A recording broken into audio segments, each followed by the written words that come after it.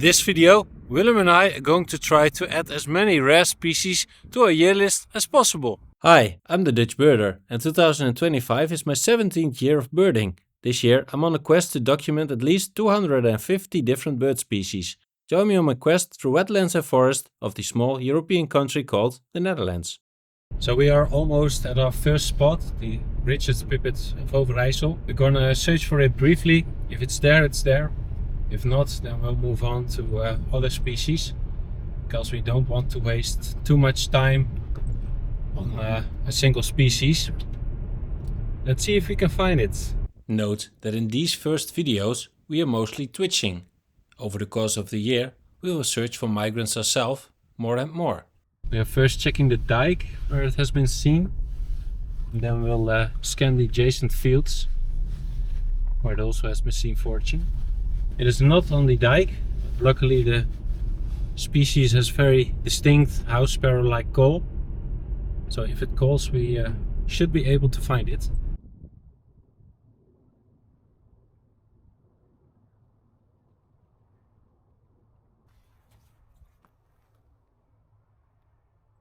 Well, at first glance the field seems to be empty. We're gonna walk a bit further on, check there, and then we'll move back to the dike again and check those fields. And if we haven't found it by then we'll move on.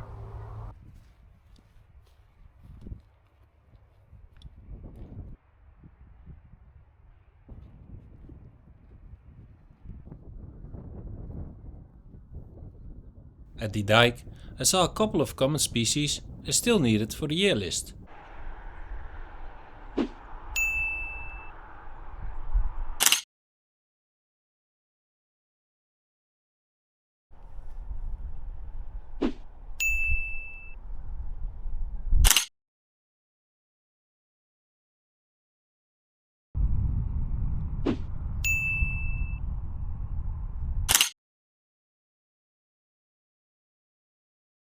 So we sadly dipped on the richest pippet. It's not the worst bird to miss. We probably get another chance this year. But it's frustrating to start this video also with a dip, just like with the American widgeon. We're now going to our second stop, the red phalarope. Let's see if that one will cooperate. Probably white-tailed eagle. Yep, white-tailed eagle. We are now at the next stop, the red phalarope, or grey phalarope, depends on whether you live in Great Britain or in the Americas. But luckily we've seen it. Of course it's on the other side of the pond where we stand, so we're gonna walk around and see if we can get some great shots of this bird.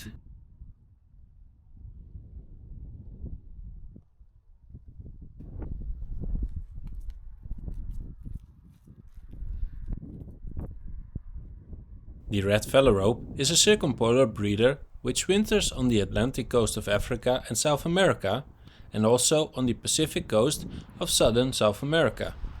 Being an Arctic breeder, the species is usually very tame.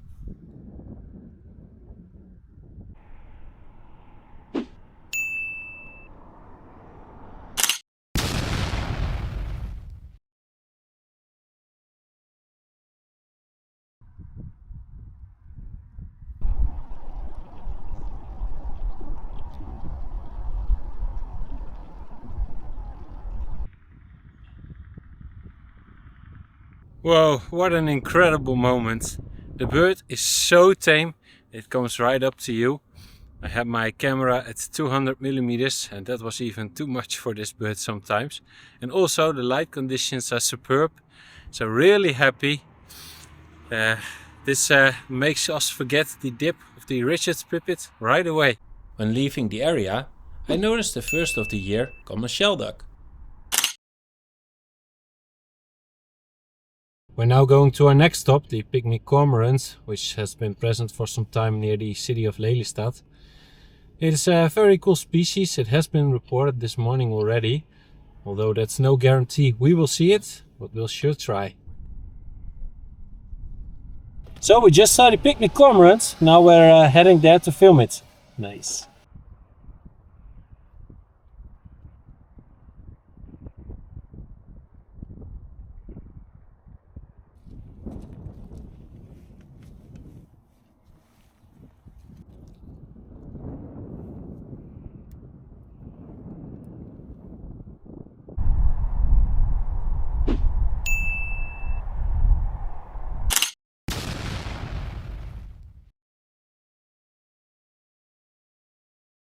The Pygmy Cormorant breeds in Southeast Europe.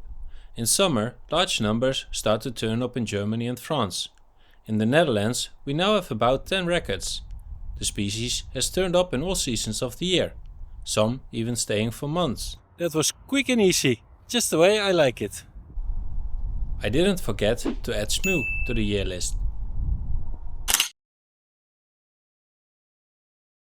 So, that was a great success. It took us only a couple of minutes to add this mega rarity to our year list. And I say our year list because Willem is also doing a year list. His target is 300 species, which is actually higher than my target. But the big difference is he only has to observe them. I have to get a photo or a video of it. But it means that we can join each other on our quest a lot. So hopefully that will be a lot of fun. We're now on our way to the Oostvaardersplassen. Our first stop will be a height from which a jack snipe supposedly is visible. Let's see.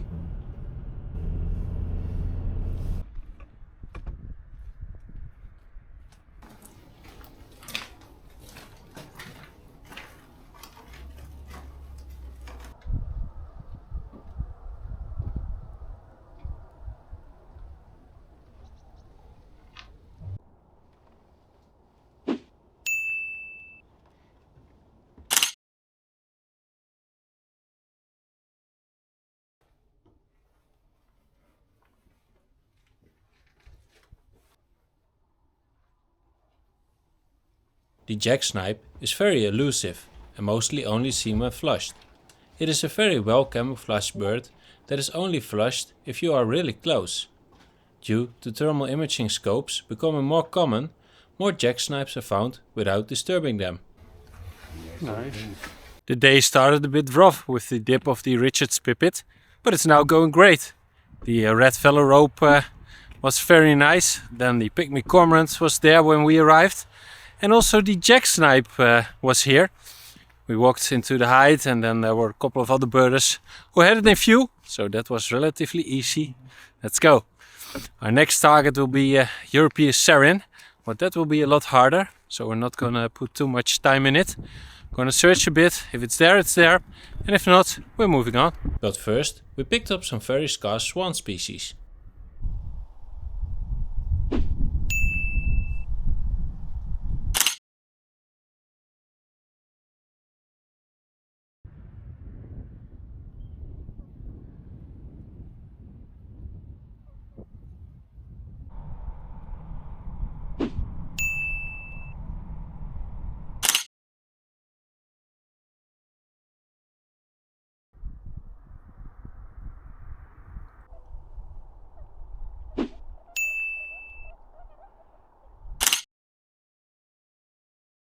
Listen to their beautiful calls.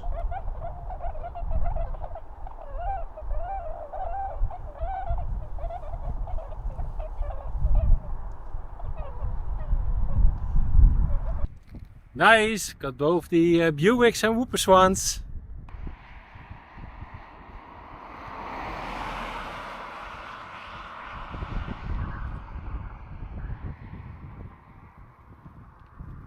So we are now checking a huge group of finches, mostly goldfinch, chaffinch and greenfinch. And there's supposed to be a European Sarin in the mix.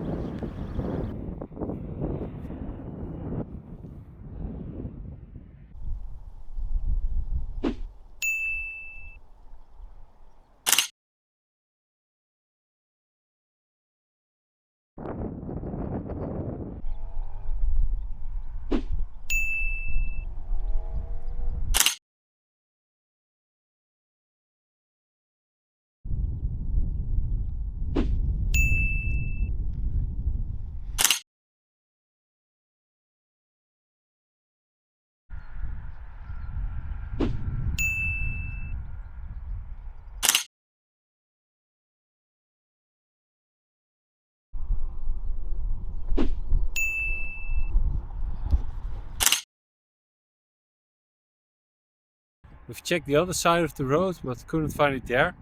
Also didn't hear anything that sounded like a European Sarin. So now we're checking this side, but if we can't find it, then we have to move on. Which would be a shame because I've never filmed the European Serum before and it's a rare species in the Netherlands. But can't stay here forever. Sadly, we couldn't find the Serin, so we moved on. Now I see some gulls sitting here, and they're probably Caspian gulls. So that is nice to already have that on the list.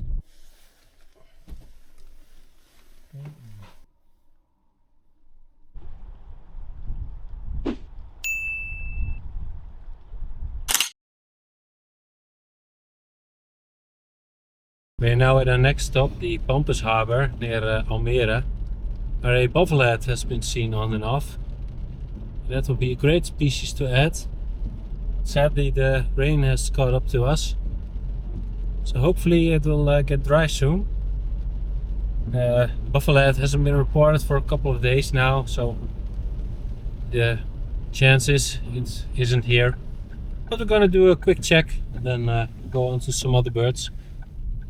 If we miss it, hopefully the bird will return later this winter and we can add it after all.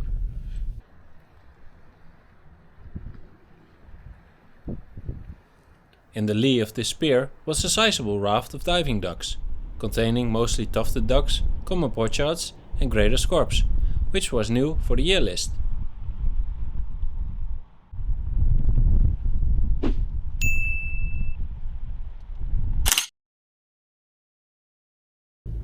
We are now searching for our next location, which is on the other side of Almere, here in some small forest.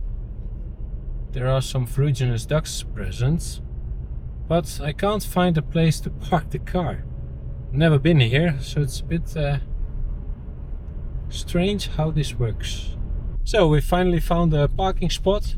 We have to do a short hike through the forest and then hopefully we can add the fruginous duck to our year lists. At the reported location we didn't see any ducks, but we saw a dark duck far away in the ditch, so we quickly decided to walk in that direction. During the walk it started raining harder and harder, but we found a prize bird.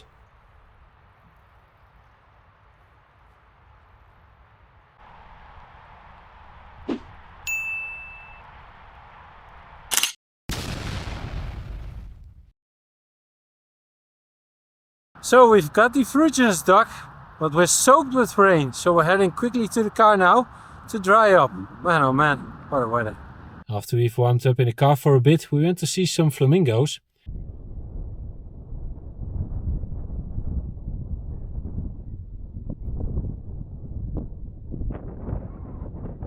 The group of flamingos was very close, so that gave great opportunities for filming.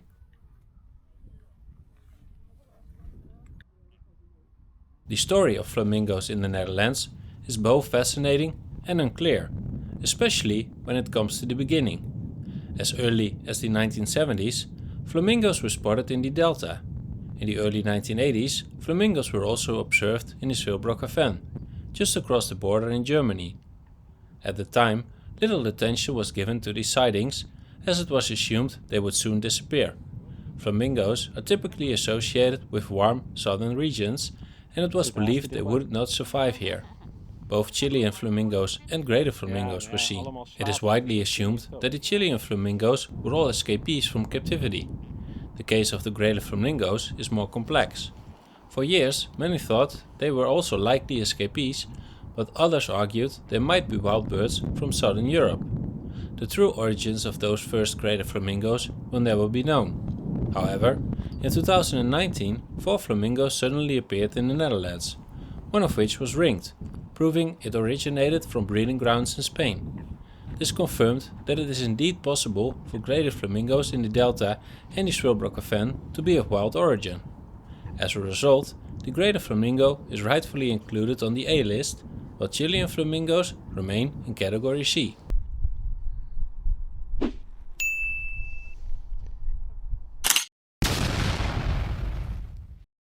The differences between the two species include their size. The greater flamingo is significantly larger than the Chilean flamingo. Leg color. Greater flamingos have pink legs, while Chilean flamingos have greenish yellow legs. Plumage. The greater flamingo is paler in color. Their bill markings also differ, with the greater flamingo having less black on the bill tip. Hybrids between the two species do occur, so it is important to carefully assess the features of individual birds to rule out hybrids. But this was nice after the rain. We're now heading for the Richard's pippet again, and then we're heading home. Let's see if we can find the pippet after all. So we are back at the spot of the Richard's pippet. There isn't much light left, but we thought, well, we don't have any other targets in the Flevoland province. So let's try it, you never know.